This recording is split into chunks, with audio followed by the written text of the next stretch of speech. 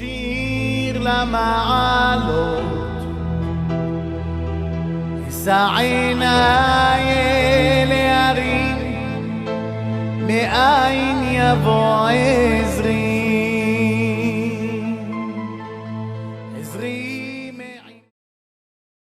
Birshot Morav Rabotai, avec la permission d'Hachem, j'espère que vous allez bien. Aujourd'hui, nous sommes réunis pour faire un hesped à notre cher ami Rabbi Meir Waknin Alav Shalom, que nous avons connu au Maroc. Moi, je l'ai connu très jeune, très gentil, souriant. On priait ensemble à la même synagogue lorsque je venais au Maroc, touriste. Il était anav, il était humble. Et Baruch Hashem, il a laissé une famille très réputée dans le sens du Hesed. D'ailleurs, son fils, Rabbi Yaakov Izacheletov, il a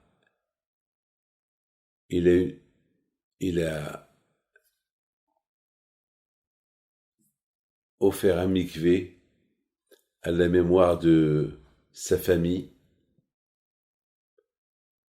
et ils ont dans le cœur la charité, la bonté, le vrai juif. Et le pauvre, il est parti. Rabbi Meir Alav Shalom nous a quittés à Pessah. C'était un drame, surtout pour ceux qui le connaissent. J'étais très heureux et content de le voir de temps en temps à New York, à Manhattan, il priait avec nous. Et Baruch Hashem, il a laissé une très belle famille qui suivent son chemin. Mes amis, nous sommes maintenant en pleine crise de Corona et on ne sait pas où ça va.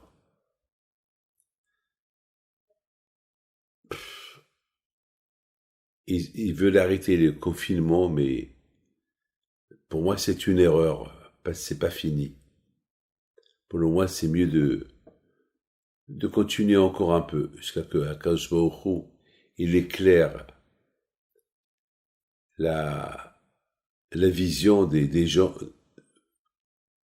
pour trouver, si Dieu veut, un remède, un médicament, mais entre-temps Hachem nous montre sa force. Mes amis, je me suis posé une question sur la sortie de l'Égypte. Akadosh Baruch Hu, il a fait avec nous beaucoup de miracles. Le fait d'être en Égypte, dans un pays esclave, comme qui dit le Ibn Ezra. Ibn Ezra, il dit, un esclave, il n'a même pas le droit de dire ce qu'il pense. Donc, il préfère ne pas penser parce que ce qu'il pense, personne ne va faire qu'à ce qu'il pense. Un esclave, il est esclave dans sa pensée, dans sa façon de faire, physique, morale. Un esclave, c'est un esclave. Avant, on achetait des esclaves. C'est comme tu achètes un verre, et puis c'est ton verre. Tu le casses, si tu veux le casser, tu le gardes, tu fais de lui ce que tu veux. À l'époque, les esclaves, ils savaient, depuis qu'ils sont nés, qu'ils ne sont pas liés à leur-même, ils ne sont pas livrés à leur-même. C'est un objet. C'est un objet. Aujourd'hui, Baruch Hashem, il n'y a plus d'esclaves, il n'y a plus de business d'esclaves. Bon, mais à l'époque, il y avait. Alors, c'est la raison pourquoi, à l'époque, la Torah, elle a écrit une paracha entière sur les esclaves. Que si jamais tu achètes un esclave, tu ne peux pas l'acheter éternellement. Tu l'achètes pendant 10 ans, et après 10 ans, tu le libères.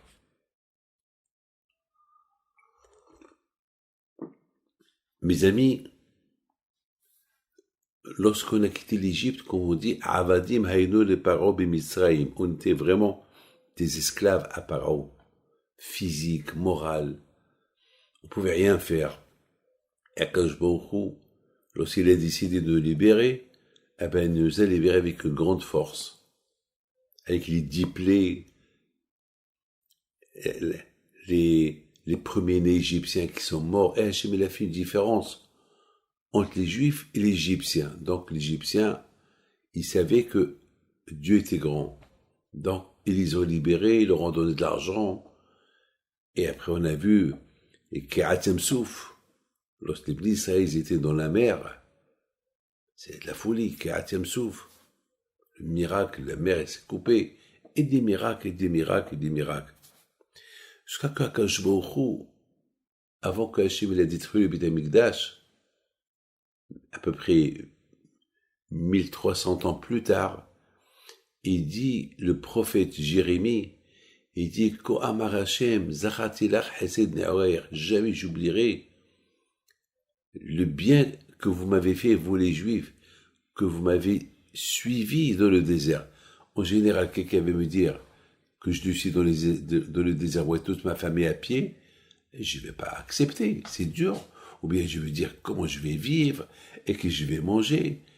Et lorsque mon cher Rabbeinu a dit aux Israël de quitter l'Égypte, ils ont eu une émouna en Dieu et ils ont quitté l'Égypte sans se poser de questions et sans préparer des provisions. Ils sont partis avec des petites matzot. Les matzot qu'ils ont fait, les restes des matzot, c'est ce qu'ils ont mangé pendant une semaine, jusqu'à ce que la manne elle est venue du ciel. Donc c'est magnifique.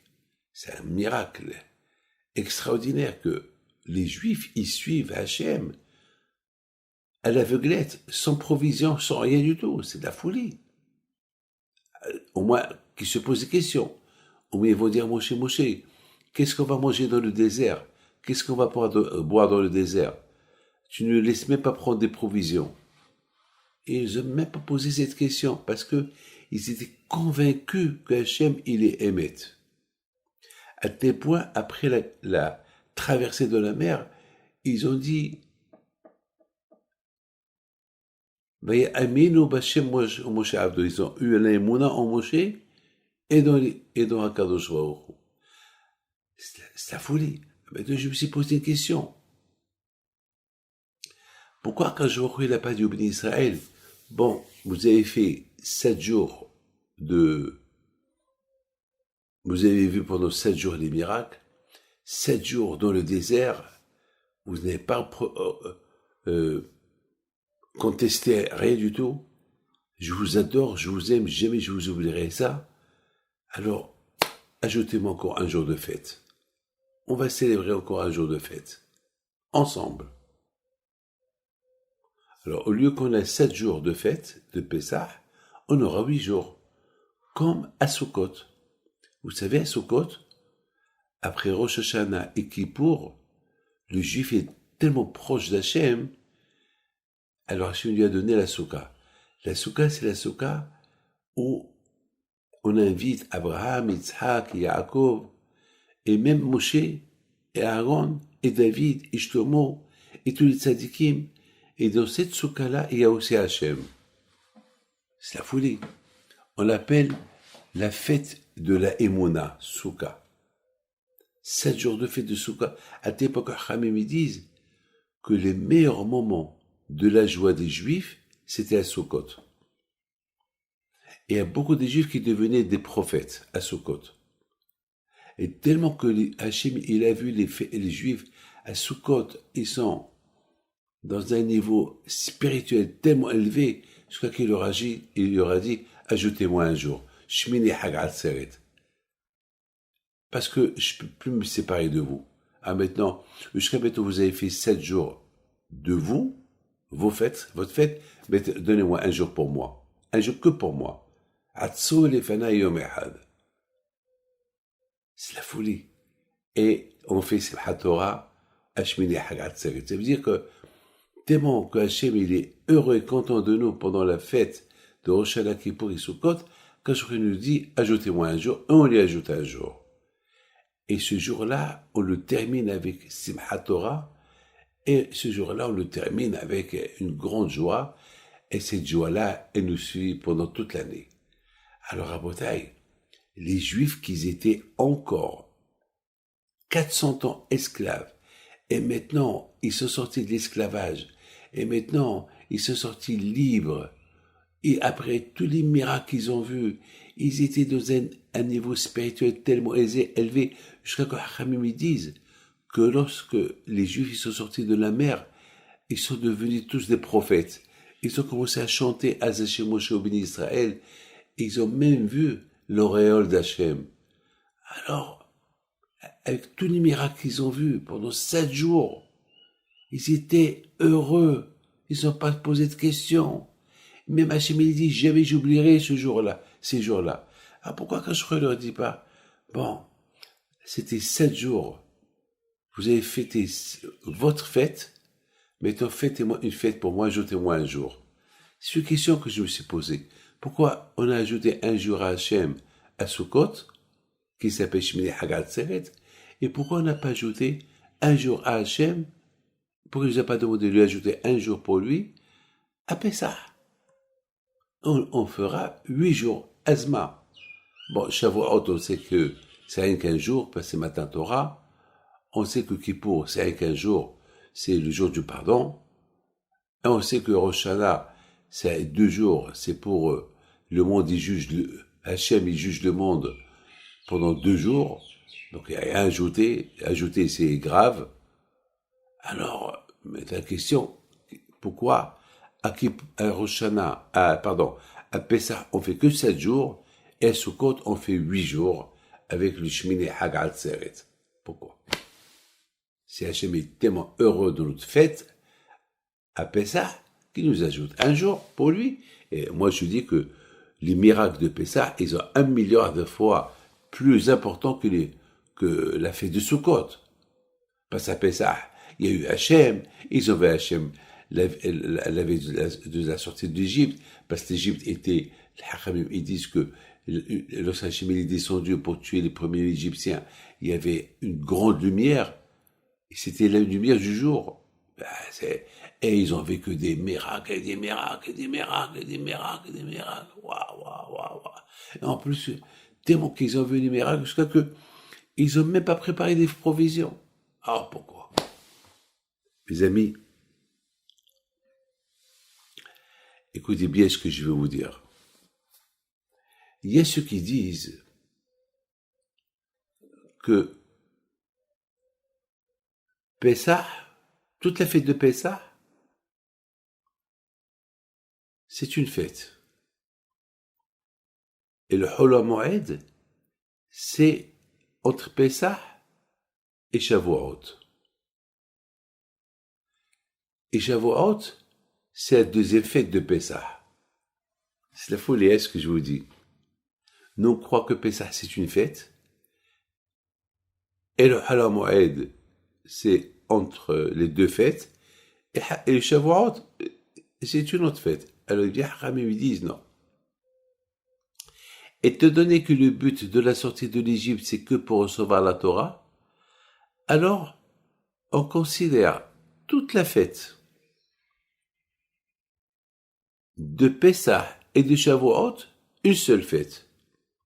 Et c'est vrai, c'est 2 fêtes, mais spirituellement et kabbalistiquement, c'est une seule fête. Pourquoi? Parce que le but de la sortie de l'Égypte, c'est pour recevoir la Torah. Alors, lorsqu'ils sont sortis de l'Égypte, ils ont commencé à compter le Homer. Donc, ils comptaient le jour quand ils vont recevoir la Torah. Donc, c'est Hol HaMoed. Et Shavuot, Shavuot, c'est la fête, la continuité de Pessah. C'est la fête de Matan Torah. Le but de la sortie de l'Égypte, c'est la première fête, c'est pour Matan Torah, c'est la suite de la fête de Pessah. Donc Pessah et Shavuot, c'est une seule fête. Et entre Pessah et Shavuot, c'est Hol HaMoed. C'est les jours qu'il y a entre la première fête et la deuxième fête. Ça, c'est spirituel, ça, c'est extraordinaire. Alors, j'ai lu ça. J'ai commencé à réfléchir. J'ai dit finalement, Pessah, il a 7 jours. on la considère une seule fête. Et de Pessah à Shavuot, on se prépare pour Matan Torah. Et Matan Torah, elle s'appelle aussi Atzeret. Donc finalement, Akadosh Baruch Hu, la fête de Pessah, c'est une fête, mais Akadosh Baruch Hu, il nous a donné la fête de Shavuot. La fête de Shavuot, il nous dit, Hachem, hey, Am Israël, je suis tellement fier de vous que vous m'avez suivi sans préparer des provisions et vous avez compté les jours pour recevoir la Torah. Alors maintenant, restez à côté de moi, on va se marier. C'est Shavuot. Donc finalement, Shavuot, c'est les jours que Hachem nous a ajoutés pour compléter toute la fête de Pessah et Shavuot et de Hol HaMoed. C'est-à-dire, on a 50 jours de fête. Vous avez compris? On n'a pas que 8 jours de fête comme Sukkot. À Pessah, on a 50 jours de fête. Parce de 51 jours même. Parce que de Pessah à Shavuot, il y a 51 jours. Donc ça veut dire que de Pessah jusqu'à Shavuot, c'est des jours qu'on a ajoutés pour le bon Dieu, pour rester à côté de lui, pour se préparer à rester à côté de lui. Et à Matan Torah, on était là tous devant lui, le jour qu'il nous a donné la Torah. Aïe, aïe, aïe. On voit, mes amis, lorsque quelqu'un se prépare bien pour recevoir la Torah, alors comme si Akadosh Baruch Hu, il lui a demandé, ajoute-moi 7 semaines, reste devant moi 7 semaines.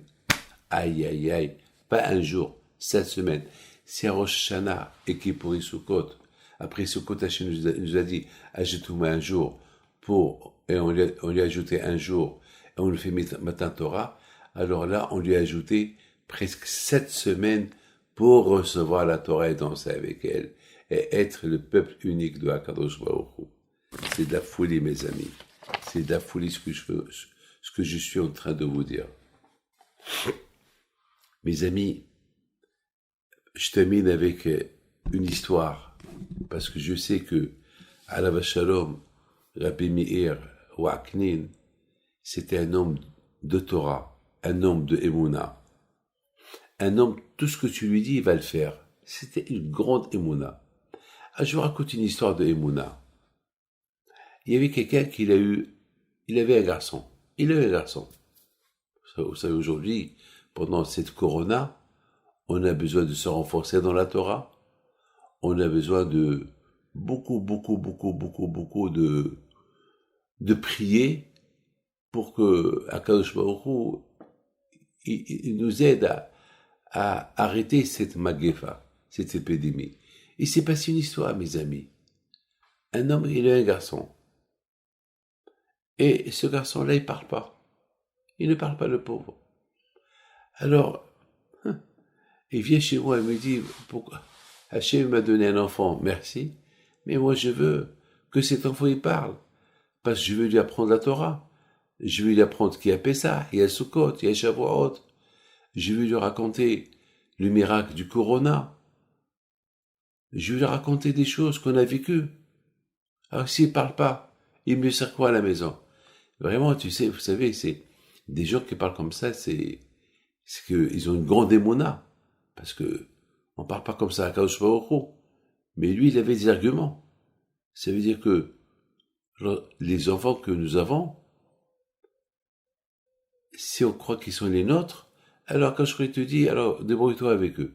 Mais si tu dis, ces enfants que toi, Hachem, tu m'as donnés, je vais les mettre à ton service, à ton judaïsme, alors tu as un argument avec le bon Dieu. Comme Hannah, lorsqu'il a eu un garçon Shmuel, après beaucoup de prières, elle a dit à Hachem, cet enfant que tu m'as donné, c'est que tu me l'as prêté, il n'est pas à moi. C'est à toi. Je ferai de lui un bon juif, il est devenu un prophète. Il est devenu un grand prophète comme Moshe et Aaron. Alors, j'ai fait la bracha, j'ai dit avec Taïmouna, avec la façon comme tu parles, Akadosh Baruch Hu, il va pas t'abandonner. Mes amis, il vient chez moi quelques temps plus tard, avec un sourire, avec le bébé, il me dit, le bébé, il parle. Je comprends pas. Un matin, il se lève et il parle. Et maintenant, je voudrais vous demander autre chose. Voilà, mes amis, une histoire de Emouna. Et c'était comme ça qu'a été Rabbi Meir Waknin, que Dieu repose son âme en paix. Et en même temps, sans oublier le tzaddik Rabbi Shalom Edelman, Harry Perez, ses parents, et Bini Bigui, et Dr Wimi, et malheureusement Rav Mimoun Bellolo. Et j'ai peur d'oublier tous les gens que je connais. Edmond, beaucoup, et Monsieur Edmond. Il y a beaucoup de gens que je connais qui nous ont quittés au Maroc, malheureusement. Que Dieu repose leur âme en paix. Qui vont monter tous chez Hachem et demander miséricorde, grâce, pour que Hachem protège son peuple. Amen, Keratson. Merci, la famille Ouaknin. Que Dieu protège. Et merci à tous ceux qui nous écoutent. אדוני ישמור צאתך ובואך מעתה